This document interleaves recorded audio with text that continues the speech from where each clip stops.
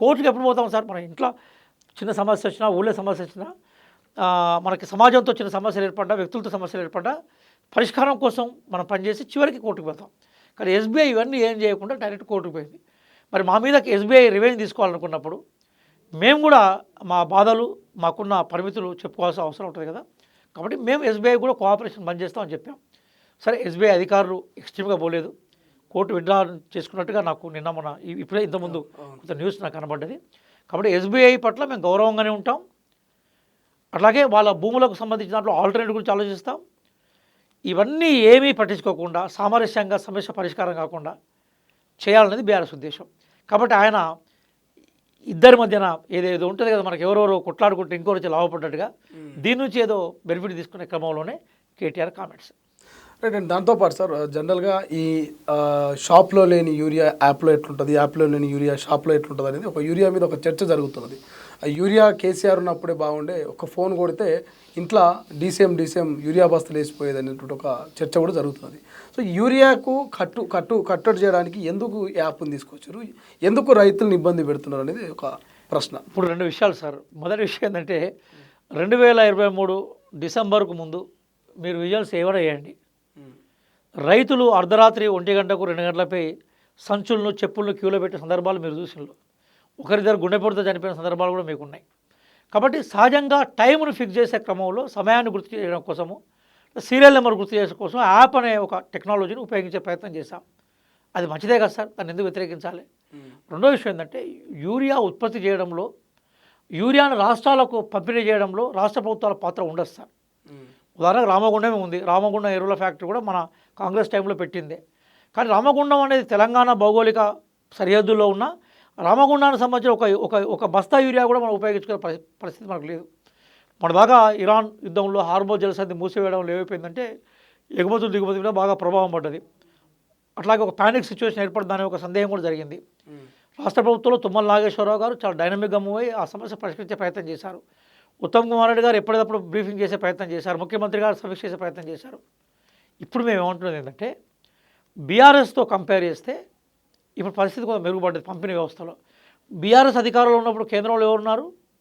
BJP ఉంది. ఇప్పుడు మేము అధికారంలో ఉన్నప్పుడు కేంద్రంలో ఉన్నారు, బీజేపీ ఉన్నది.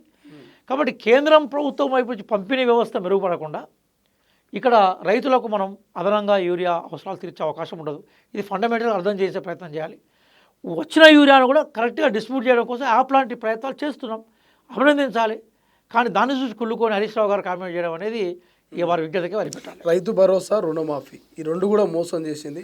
రానున్న రోజుల్లో ఈ రైతు భరోసాను కూడా ఎగ్గొట్టే ప్రయత్నం చేసి సంవత్సరానికి ఒకే విడత మాత్రమే ఇచ్చేటువంటి ఆలోచన చేస్తుంది అనేది ఒక ఆరోపణ వస్తున్నది. దీని మీద మీ కామెంట్ ఏంటి? ఇప్పుడు శ్రీశైలం గారు భారతదేశంలో జై కిసాన్ అనే నినాదం మొట్టమొదటిసారిగా ఇచ్చింది ఎవరు చెప్పండి?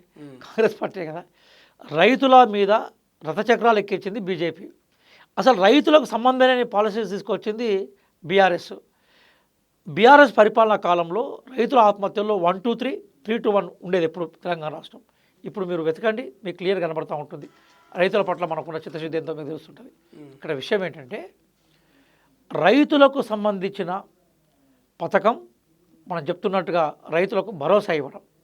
మేము 30వ తారీఖు నాడు ఇవ్వబోతున్నాం కదా. మేము ఇప్పుడే స్టార్ట్ అయ్యి 29వ తారీఖు నుంచి మనకు ఇది వర్షాకాలానికి సంబంధించిన పథకాలు అవన్నీ వర్తింపులోకి వస్తాయి. 30వ తారీఖు రోజే మేము మదిరాలో ఇవ్వబోతున్నాం. ఇప్పటివరకు రైతు భరోసా ఈ గవర్నమెంట్ వచ్చిన దగ్గర నుంచి మాకు రాలేదన్న ఒక్కరిని నాకు చూపెట్టండి, నేను దేనికంటే సిద్ధంగా ఉంటాను. నెంబర్ 1.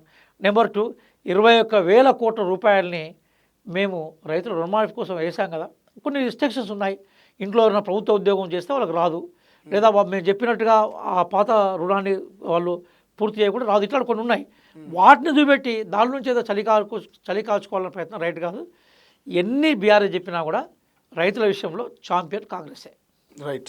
సో ఫైనల్గా ఒక అంశం ఫైనల్గా ఏంటంటే, ఈ మనం చూస్తున్నాం తమిళనాడుకు సంబంధించి సీఎం విజయ్ తన మార్కును చూపిస్తా ఉన్నాడు. సోషల్ మీడియాలో కొంత వైరల్గా మారుతున్నారు. రాగానే విఐపి దర్శనాలను రద్దు చేయడము, లేకపోతే కొన్ని మార్పులు బాగా తీసుకొచ్చాడు. స్కూళ్ళల్లో కొంత ఒక రకమైనటువంటి ఫిక్స్డ్ రేట్లను ఫిక్స్ చేయడము, ఇట్లా చాలా మార్పులు చూపిస్తూ ఉన్నాడు. సో విజయ్కి సంబంధించి మీరు కామెంట్ చేస్తారు సార్? విజయ్ చూసి ఇప్పుడు విజయ్ ప్రభుత్వంలో మేము భాగస్వామ్యం, ఆ ప్రభుత్వంలో కాంగ్రెస్ కూడా ఉంది. 30 ఏళ్ల తర్వాత తమిళనాడు ప్రభుత్వం భాగస్వామ్యం ఇచ్చాం.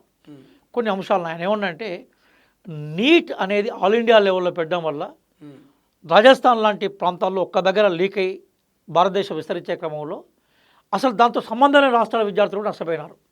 కాబట్టి గతంలాగానే నీట్ లాంటి ఎగ్జామ్స్ని ఏ రాష్ట్రానికి ఆ రాష్ట్రాన్ని ఇచ్చే ప్రయత్నం చేయమన్నాడు. స్టాలిన్ కూడా అదే మాట్లాడారు, మేము ఆహ్వానిస్తున్నాం. భాషకు సంబంధించి కూడా రెండో విషయం కూడా ఏంటంటే హిందీని బలవంతంగా రుద్దే ప్రయత్నం అనేది దుర్మార్గం సార్. మీకు ఒక విషయం చెప్తాను నేను. హిందీ భాష అనేది 11వ శతాబ్దానికి సంబంధించిన భాష, పుట్టి 1000 సంవత్సరాలు కాలేదు. తెలుగు భాష పుట్టి 3000 ఏళ్ళు అవుతున్నది. తెలుగు, తమిళ్, కన్నడ, మలయాళం ఇవన్నీ ద్రవిడ భాషలు, అత్యంత ప్రాచీనమైన భాషలు. అట్లాగే ఈ మన భాషలతో పోలిస్తే హిందీ భాషలో లిటరేచర్ అంత గొప్పగా లేదు. ఇప్పుడు అమిత్ షా గారు ఒక మాట అన్నాడు, ఏమన్నంటే మీరు హిందీ నేర్చుకోండి, భారతదేశ వ్యాప్తంగా జాతీయ స్థాయిలో మీకు అవకాశాలు వస్తాయన్నాడు. నేనేమంటున్నాను, మీరు ఇంగ్లీష్ నేర్చుకోండి, అంతర్జాతీయ స్థాయిలో మీకు అవకాశాలు వస్తాయని చెప్తున్నాను. ఇప్పుడు మనకి జాతీయ స్థాయి ఎగ్జామ్స్ అన్నీ కూడా ఉంటే ఇంగ్లీష్లో ఉంటాయి లేదా హిందీలో ఉంటాయి సార్.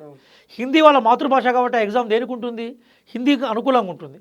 సౌత్ ఇండియాలో మనం ఇంగ్లీష్ మన భాష కాదు, మాతృభాషలో ఎగ్జామ్ ఉండదు, హిందీ ఇక్కడ ప్రాంతంలో మాట్లాడడం. కాబట్టి తెలుగు, మనకి మలయాళము, తమిళం నేర్చుకొని, కన్నడ నేర్చుకొని, మళ్ళీ ఇంగ్లీష్ నేర్చుకొని ఎగ్జామ్ రాయాలి.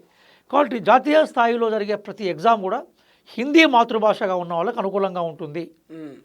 మిగతా భాషలు మాట్లాడే వాళ్ళు ఇంగ్లీష్లో రాసినా ఇంగ్లీష్ మన మాతృభాష కాబట్టి మనకు అనుకూలంగా ఉండదు. కాబట్టి ఏ రాష్ట్రానికి ఆ రాష్ట్రమే ఉద్యోగాలను నింపుకునే క్రమంలో జాతీయ స్థాయిలో ఉద్యోగాలు కూడా మాతృభాషలోకి లేదా ప్రాంతీయ భాషల్లోకి ఆర్టికల్ 345 అదే విషయం చెప్తుంది. అందులో తర్జుమా చేసి కండక్ట్ చేయాలని మేము కోరుకుంటున్నాం. హిందీ భాషను మేము గౌరవిస్తాం, కానీ హిందీని బలవంతంగా రుద్దే ప్రక్రియ ఏదైతుందో దాన్ని మేము వ్యతిరేకిస్తాం. విజయ్ ఈరోజు చాలా బలంగా దానికోసం నిలబడ్డాడు. ఆయన ఏమన్నాడు, హిందీకి అనుకూలంగా పరీక్షలు నిర్వహించడం, హిందీ భాషకు అనుగుణంగా ప్రశ్నపత్రాలను తయారు చేయడం, హిందీ భాషకు అనుగుణంగా ఇంటర్వ్యూ పెట్టడం వల్ల సౌత్ ఇండియన్స్ నష్టపోతూ ఉన్నారు. కాబట్టి హిందీ భాషను బలవంతంగా మా మీద రుద్దడాన్ని మేము వ్యతిరేకిస్తున్నాం. ఐచ్ఛికంగా నేర్చుకునే వాళ్ళు అవసరం కొద్ది నేర్చుకోవచ్చు, దాన్ని మేము వ్యతిరేకించాం. కానీ అదే సందర్భంలో భాషాధిపత్యాన్ని సామ్రాజ్యవాద రూపంలో తీసుకురావడం రైట్ కాదు. ఒకే దేశం, ఒకే ప్రజలు, కానీ ఆ ప్రజల్లో ఉండే వైరుధ్యాలను గమనించాలి. ఒకే దేశం, ఒకే భాష భారతదేశం సాధ్యం కాదు. 6000 భాషలు ప్రపంచంలో ఉంటే సగం భాషలు భారతదేశంలో ఉన్నాయి. 74 భాషలు ప్రముఖంగా ప్రస్తావించబడతా ఉన్నాయి. 23 భాషల్ని భారత రాజ్యాంగం గుర్తించింది. ఆర్టికల్ 343 నుంచి మొదలుకుంటే 351 వరకు భాషల గురించి చెప్తా ఉన్నది. ఇవన్నింటినీ మర్చిపోయి హిందీని బలవంతంగా రుద్దే ప్రయత్నం ఏదైతుందో దాన్ని వ్యతిరేకించే క్రమంలో విజయ్ ఉన్నాడు. మన ముఖ్యమంత్రి రేవంత్ రెడ్డి గారి వాయిస్ కూడా అంతకుముందు ఆ విషయాన్ని బలంగా చెప్పారు చాలా సందర్భాల్లో. Right, thank you so much sir. ఇది మొత్తం మీద చాలా రోజుల నుంచి డాక్టర్ రియాజ్ గారు ఎప్పుడు ఈ ఉద్యోగాల మీద, నిరుద్యోగుల సమస్యల మీద స్పందిస్తారని ఎదురు చూస్తున్న వాళ్ళు కూడా చాలా ఉంటారు. సో ఆయన చెప్తా ఉన్నారు, నిరంతర ప్రక్రియ, ఉద్యోగాల భర్తీ ఉంటుంది, చిన్నయా పెద్దయా అని కాదు, కానీ ఖచ్చితంగా నిరుద్యోగులకు ఉద్యోగాలు వేస్తూనే ఉంటాం. అందరికీ రాకపోవచ్చు, కొందరికైనా రావచ్చు, కానీ ఉద్యోగాల ప్రక్రియ మాత్రం జరుగుతుందని చెప్తున్నారు. మరోవైపు కేటీఆర్ కావచ్చు, హరీష్ రావు కావచ్చు, ఎన్ని కామెంట్ చేసినా ప్రజలు మా వైపు ఉన్నారు, ఖచ్చితంగా మళ్ళీ మాకే పట్టం కప్పుతారు అనేటువంటి ఒక కాన్సెప్ట్లో కూడా డాక్టర్ రియాజ్ గారు చెప్తున్నటువంటి పరిస్థితి. చూద్దాం మీ మాటల యుద్ధాలు, ఈ పచ్చగడ్డేస్తే బగ్గుమనే పరిస్థితులు తెలంగాణ రాష్ట్ర రాజకీయాల్లో ఎటువంటి మార్పులు లేబోతున్నాయి, భవిష్యత్తులో ఏం జరగబోతున్నాయి అనేది.